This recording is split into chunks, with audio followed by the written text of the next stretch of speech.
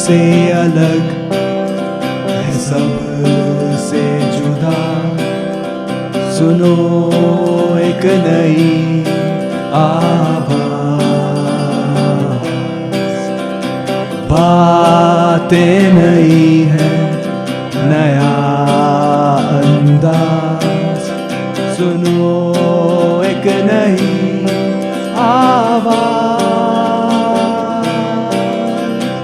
दिल से है आपके साथ, नया है ये पेशकदम।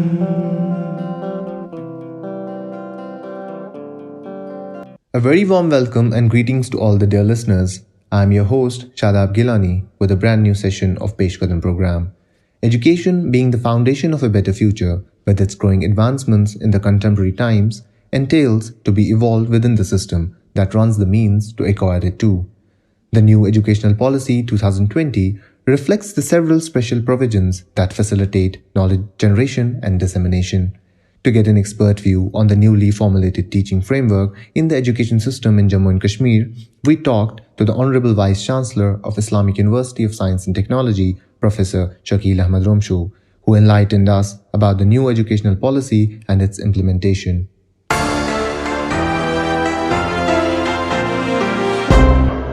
Today we have with us respected IUST Vice Chancellor Professor Shakil Ahmed Romshu, and today we are going to talk with the Vice Chancellor of the University about the new National Education Policy 2020. So we welcome you with the artist welcome in this detailed interview about the new National Education Policy. So like we know that National Education Policy has a great importance in education sector.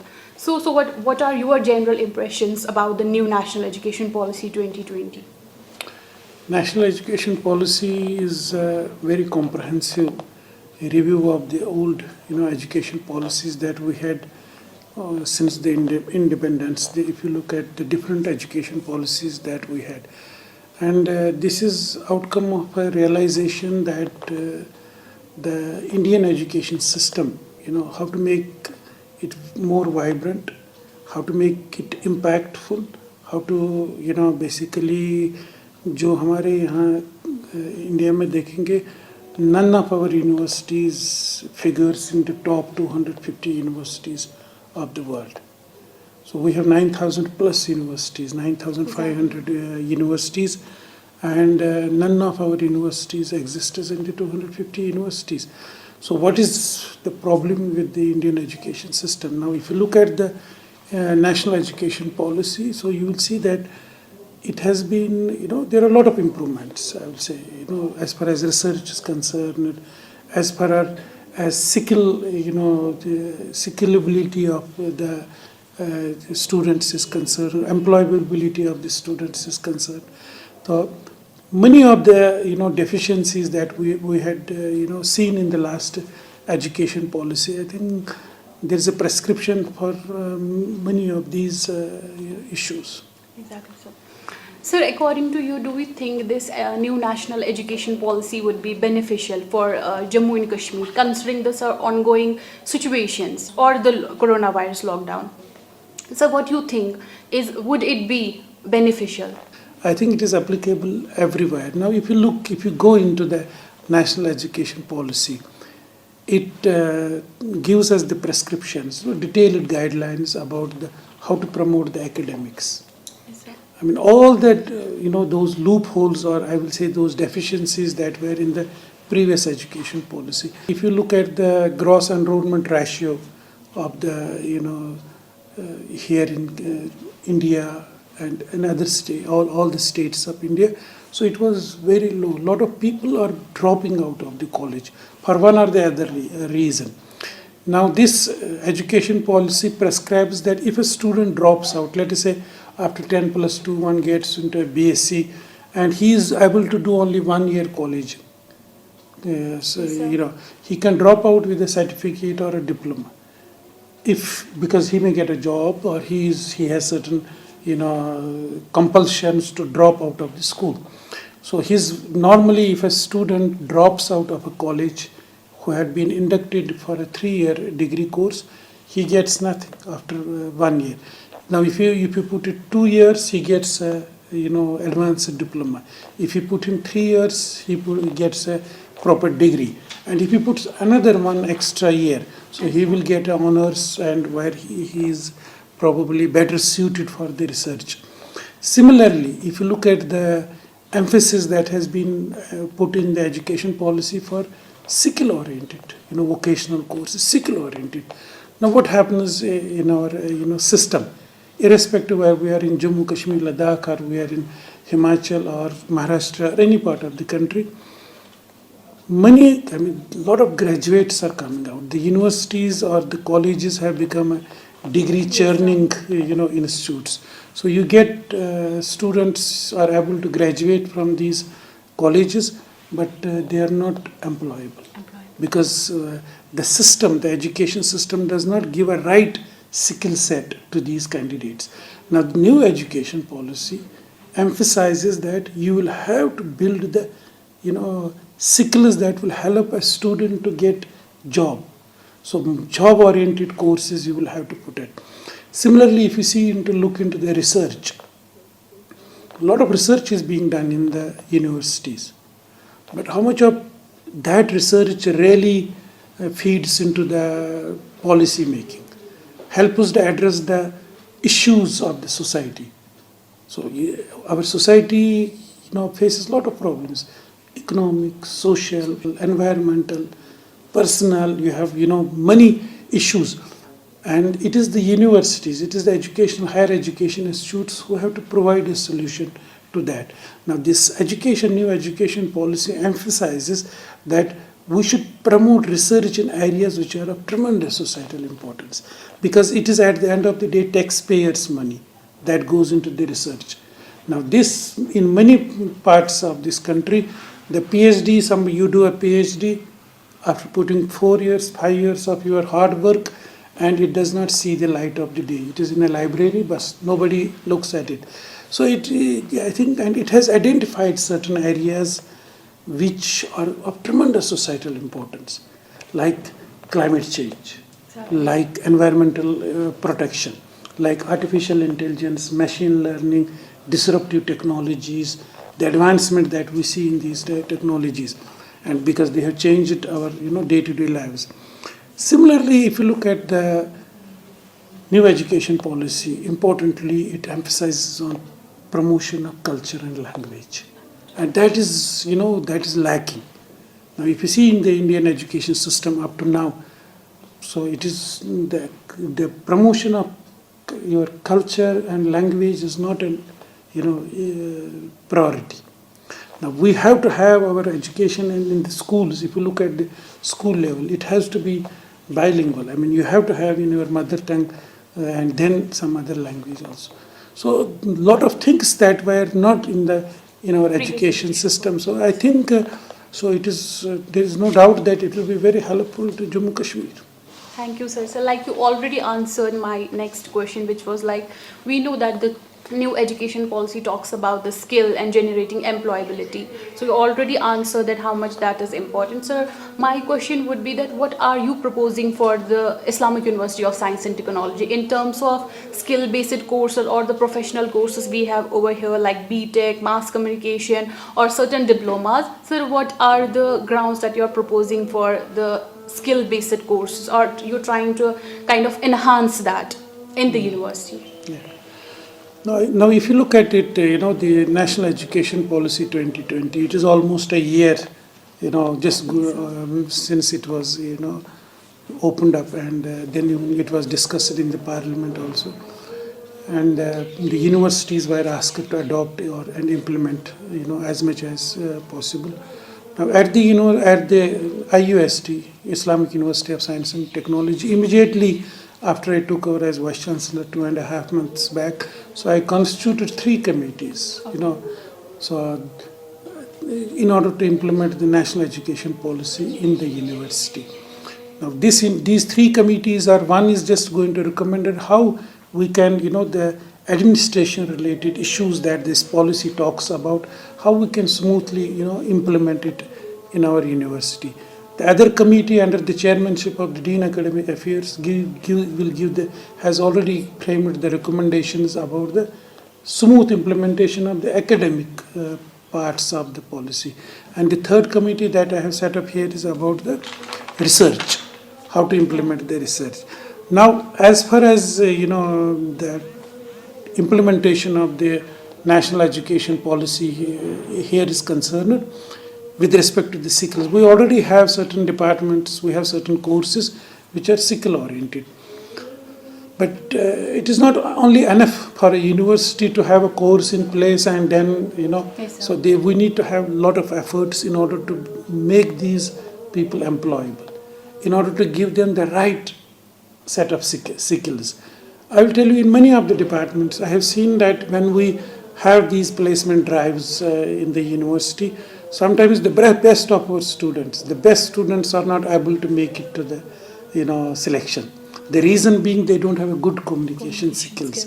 So it is, I think it is very important for the university to build the communication skills, build skills in latest technologies. As I was talking about, if you look at some of these technologies, like we call it AI, artificial intelligence, machine learning, disruptive technologies, Internet of Things, you have, many such technologies which even, the art students or the students from humanities are supposed to learn. I think it is very important that we have a larger basket of elective courses based on skills, based on these type of courses, where student has a freedom to choose these courses in order to build his own strengthen his own skill set. University, at the university level, all of us are very matured, students are very grown up, no more teenagers, and so they should be able to choose their, craft their own future by taking the right, set of courses that will build their courses in areas where they feel they should take up the career. Thank you, sir. Sir, according to South Asian report of national organizations, the report says that South Asia has very bad overall report regarding the research. Sir, what according to you think are the reasons behind the bad reports of research? Why is South Asia not able to compete with other continents?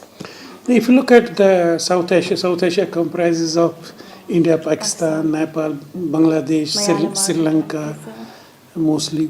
Now, if you look at all these countries in the South Asia which come under the SAARC umbrella, so India is doing very well compared to the other countries. But if you look at the South Asia, the situation is not so good. But as far as India is concerned, of course, we see a lot of research happening in China. Number one now, almost equal to the United States of America. And India is also among one of the leading research countries which produce and do the research. But overall, the problem in Indian universities or Indian research universities is the lack of resources. When I talk about the lack of resources, I am talking about the funding resources and also the equipment. Basically, if you see the tremendous advancement in the field of instrumentation has happened in the fields of technologies, but they are still very expensive technologies. When we do some research, let us say, traditionally you go for a blood test, and they will give you the parts per billion. Some indicator is that, let us say you put some poison in a lake, in Dal Lake. So if you put, few drops or a bottle of poison in that, some instruments will not be able to detect it. Right. So like parts per, but now we have instruments which even if you put a small, drop of some medicine or some poison or some chemical somewhere, so there are instruments which can detect that. They are very expensive. When you use those type of instruments to do the research, it is easy to publish it. So you get it, but you need a lot of money to put those machines into. And then also, India has done a tremendous, basically advancement in the field of education, but unfortunately because of the brain drain, a lot of our secular, very, the people who come from best schools in India, the IITs and other, institutes, just move out of the country. So that is one reason that we are not able to retain the human resources. Of course, financial resources is one constraint, and this human resources is also a constraint. But recently, if you look at the Government of India schemes, or even if you look at the National Education Policy prescriptions, so it is emphasized that how to retain the best talent in the country. So how to stop this brain drain, so this is, I think these are two major reasons that we are not able to publish significantly as some of our, other countries are doing. Yes, sir. So the abolishment of MPhil degree was done in the previous education policy. Sir, how do you think that decision would be significant for the research? If you look at the reason behind putting, this MPhil degree between MSc or MA and PhD was that students will get some research skills. This was the objective of, this MPhil. MPhil was a pre-PhD type of, Yes, and it was designed for 1 year only. Now go to University of Kashmir, go to any university in the country. You will see that on an average, MPhil degree was taking 2 years. Yes, sir. And in many cases, even 3 years also. So the very purpose of this MPhil, I think it was not served in the education system, because the PhD, pre-PhD, just preparing a student for PhD, 1 year is very enough. But somehow, the universities, in every university you will see on an average more than 2 years, or at least 2 years here. So I think it was a good decision that we should, abolish this pre-PhD, but at the same time, they increased the bachelor's degree by 1 more year. If you see the national education policy, so you can have a BSc or BA honors where you will have 1, year there where you will be given a lot of skills about the research. I think, in my opinion, it will not make much impact on the effect on the quality of the research in the Indian universities. Sir, how do you think this new national education policy will bring efficiency and excellence in academic research?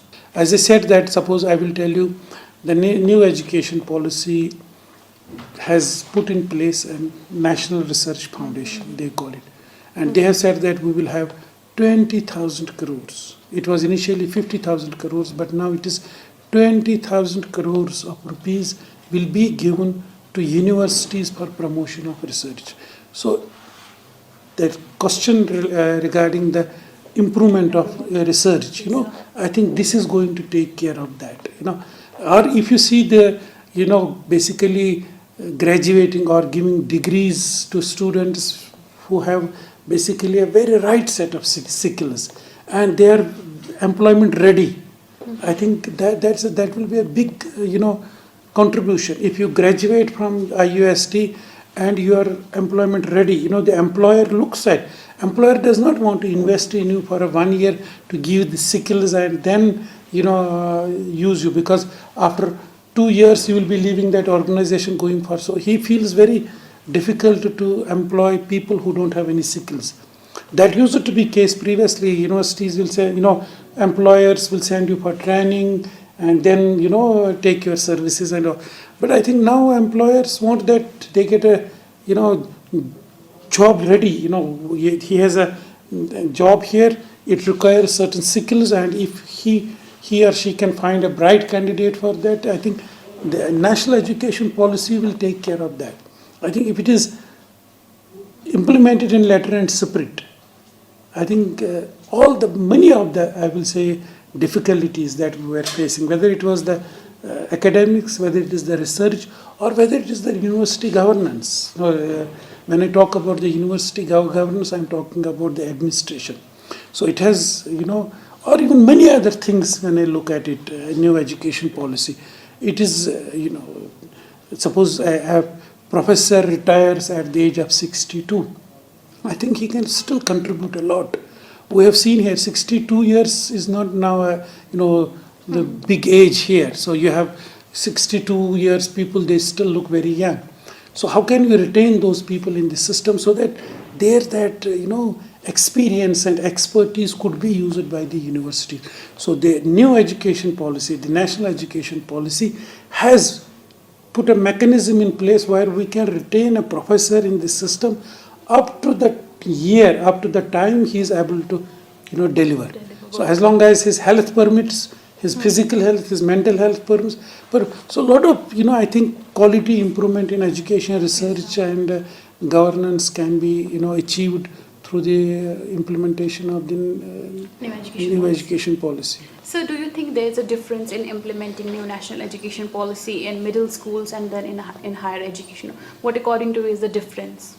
What will happen, you see, the universities are very autonomous. Yes, sir. So if I want to, as I said, I came to this university and within a week's time I said, okay, this committee for the implementation of the new education policy or national education policy.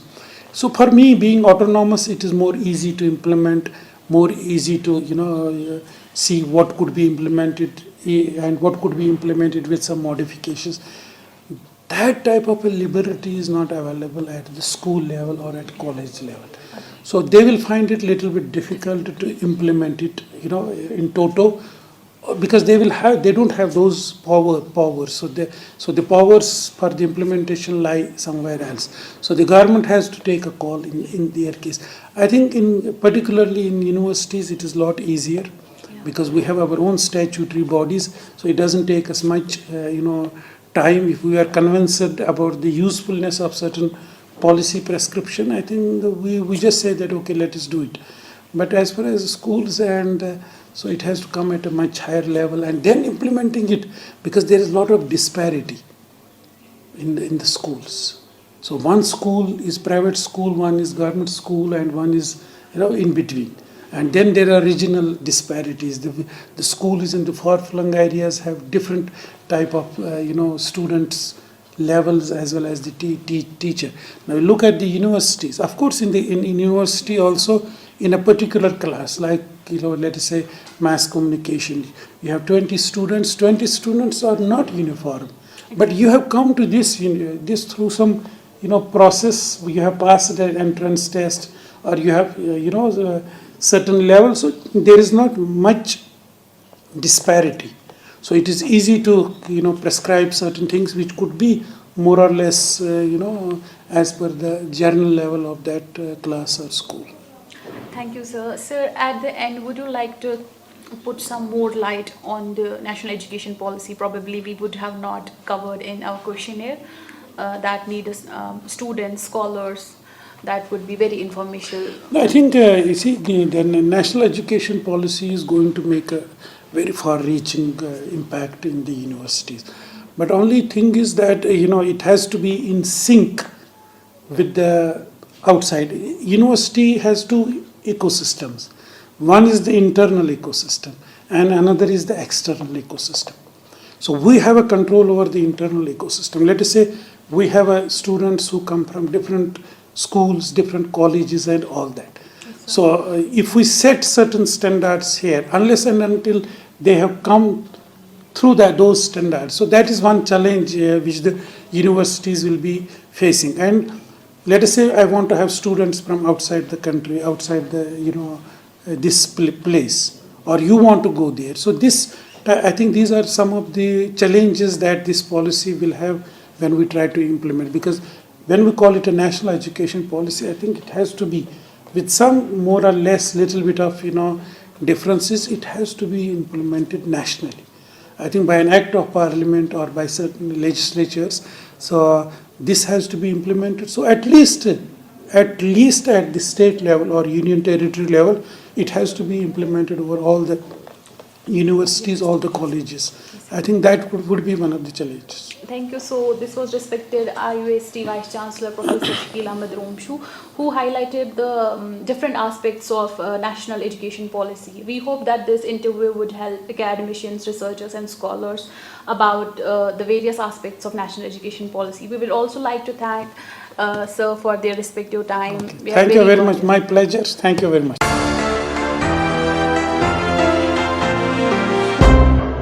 We thank the Honorable Vice Chancellor for his valuable words and hope that the educational institutions, particularly the Islamic University of Science and Technology, reach new heights of success by implementing new educational policy.